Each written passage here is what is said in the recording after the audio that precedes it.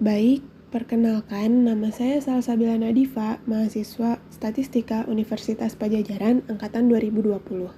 Di video ini saya akan membahas tentang analisis steady state pada teori antrian.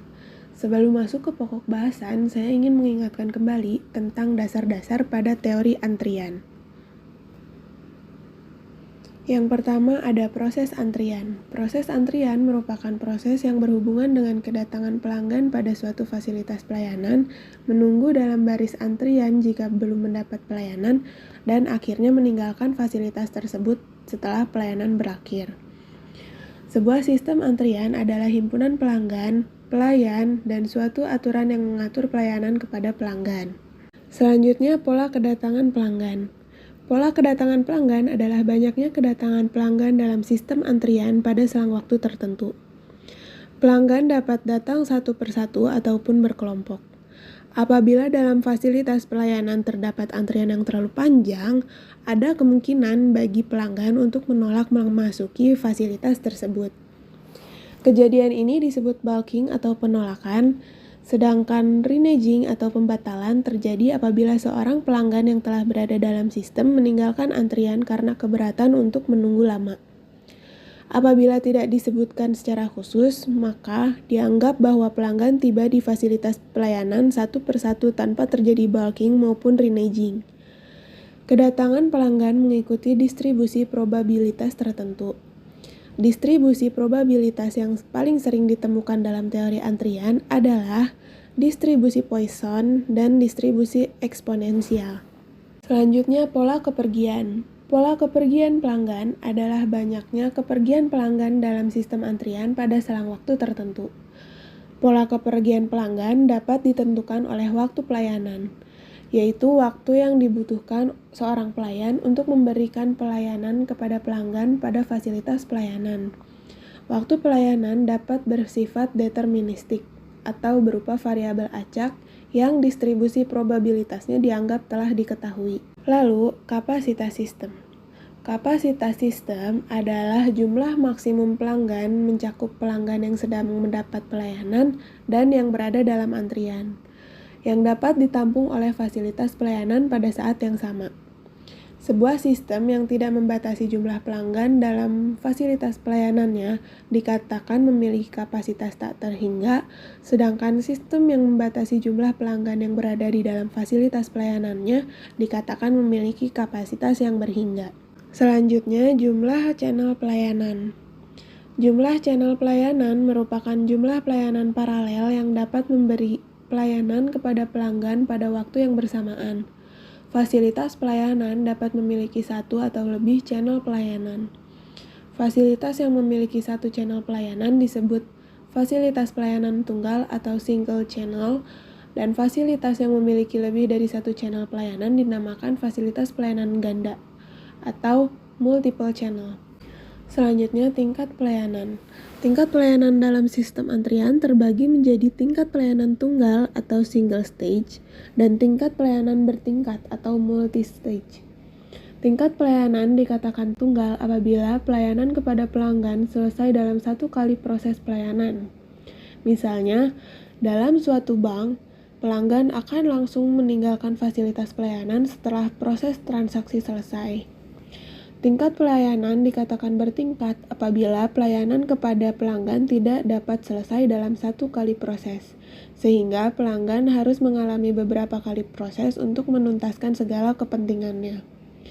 Sebagai contoh, seorang pasien harus menjalani pemeriksaan tekanan darah, kadar protein dalam urin, dan kadar gula dalam darah sebelum akhirnya menjalani operasi ginjal. Selanjutnya, disiplin pelayanan. Disiplin pelayanan adalah kebijakan yang berkaitan dengan cara memilih anggota antrian yang akan dilayani.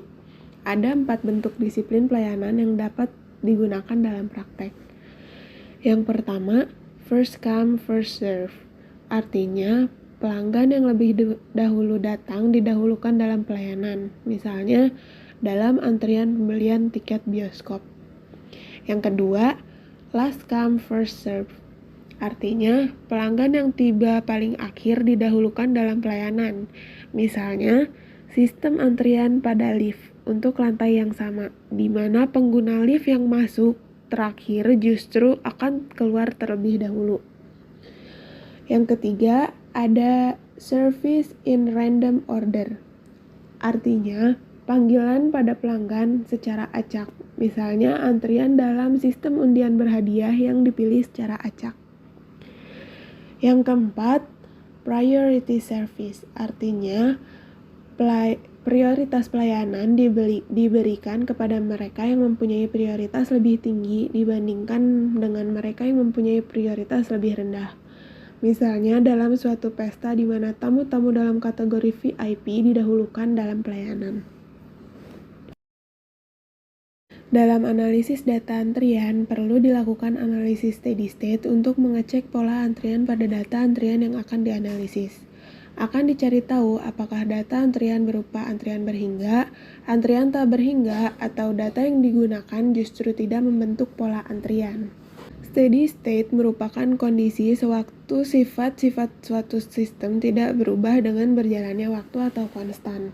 Misal, lambda adalah jumlah rata-rata pelanggan yang datang ke tempat pelayanan per satuan waktu tertentu, dan mu adalah jumlah rata-rata pelanggan yang telah dilayani per satuan waktu tertentu.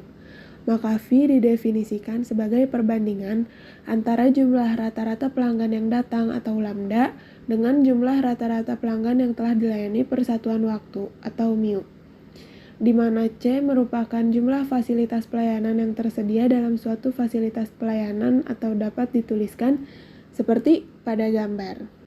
Kondisi steady state akan terpenuhi apabila nilai V kurang dari 1. Karena jika nilai V lebih dari 1, maka berarti proses kedatangan terjadi dengan laju yang lebih cepat daripada yang dapat dilayani pelayan. Panjang antrian yang diharapkan akan bertambah tanpa batas sehingga tidak terjadi kondisi steady state. Demikian juga jika nilai V sama dengan 1, maka proses kedatangan terjadi dengan laju yang sama dengan laju pelayanan, sehingga tidak terjadi antrian.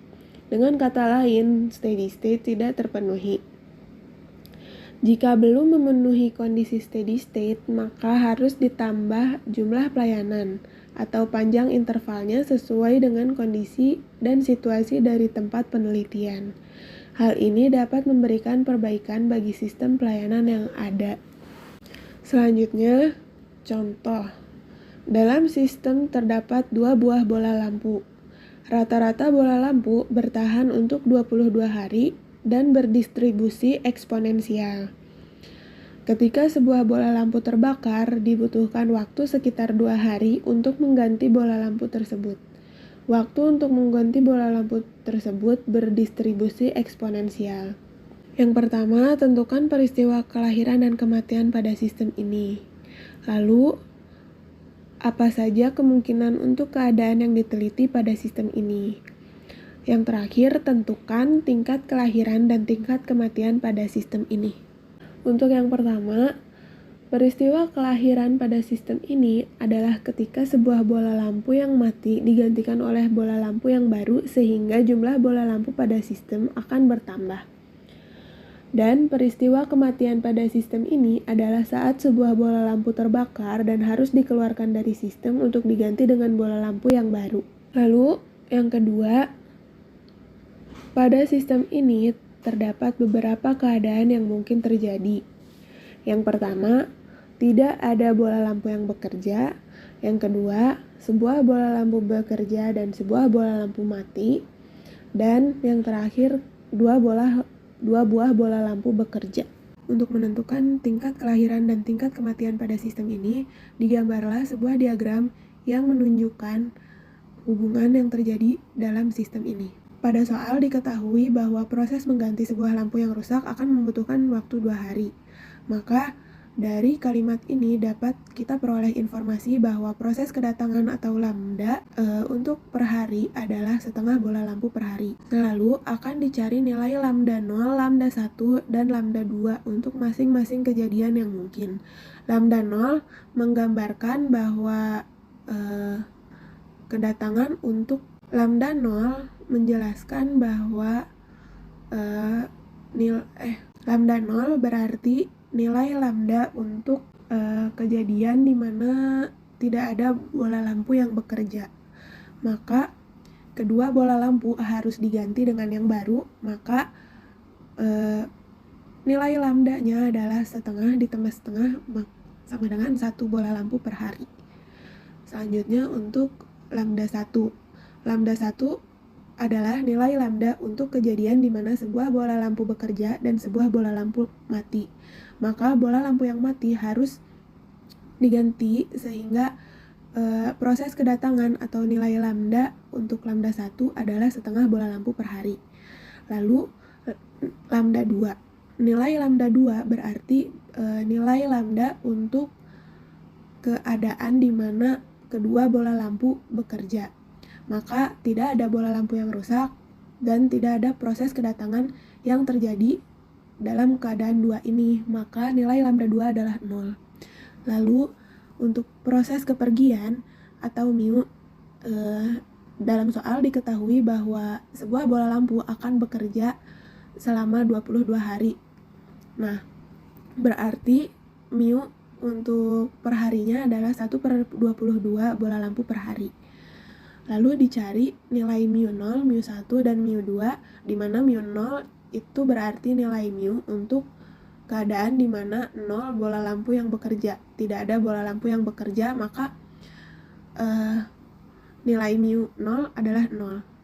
Lalu nilai mu 1 berarti nilai mu untuk keadaan di mana sebuah bola lampu bekerja dan sebuah bola lampu mati. Sehingga nilai mu 1 adalah 1/22 bola lampu per hari. Lalu nilai mu 2. Mu 2 adalah nilai mu untuk kejadian di mana kedua bola lampu bekerja. Maka nilai mu 2 adalah 1/22 ditambah 1/22 sama dengan 1/11 bola lampu per hari. Selanjutnya akan dicari nilai V dengan rumus yang sudah ada. Untuk mencari nilai V1 dirumuskan dengan V0 dikalikan C1, di mana C1 dapat digantikan oleh lambda 0 per mu 1. Maka nilai V1 adalah 1/1/22 V0 atau sama dengan 22 V0. Untuk V2 dirumuskan dengan V0 dikalikan C2, di mana C2 dapat digantikan oleh lambda 0 dikali lambda 1 dibagi mu 1 dikali mu 2.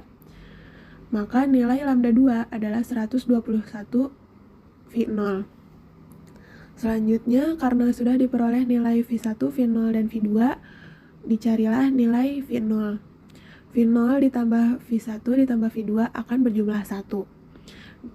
Nilai V1 dan V2 di sini akan digantikan oleh persamaan yang sebelumnya telah kita dapat. Maka V0 ditambah 22 V0 ditambah 121 V0 akan sama dengan 1. Maka 144 V0 sama dengan 1 dan V0 adalah 1/144. Maka diperoleh nilai V0 sama dengan 1/144 yang nilainya adalah 0,0069.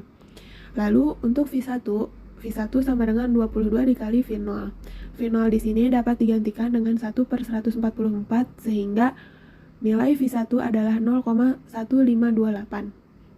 Lalu untuk V2 nilainya adalah 121 dikali V0. V0 di sini diganti dengan 1/144 sehingga nilai V2 adalah 0,8403. Yang mana jumlah ketiga ini adalah 1. Sekian yang dapat saya jelaskan. Kurangnya mohon maaf. Wassalamualaikum warahmatullahi wabarakatuh.